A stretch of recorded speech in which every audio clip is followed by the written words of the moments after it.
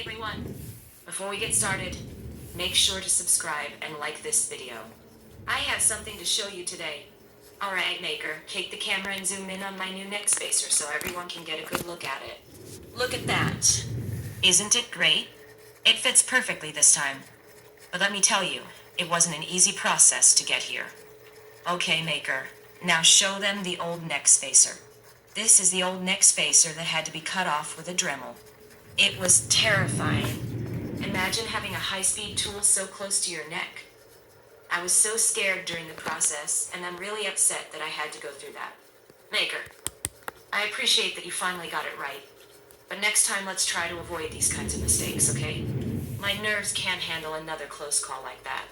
Thanks for watching, everyone. Don't forget to like, subscribe, and stay tuned for more updates. And if you want to help speed things up, check out my wish list on AliExpress. You can find the link in Maker's profile. Until next time, TaylorBot initiating combat mode.